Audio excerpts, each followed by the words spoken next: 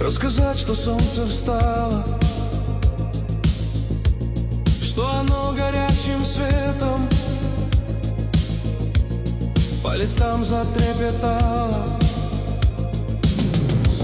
Рассказать, что лес проснулся, весь проснулся веткой, каждой птицей встрепенулся, и весенний полон жаждой. Рассказать, что с той же страстью, как вчера, пришел я снова, что душа все так же счастью и тебе служить готова.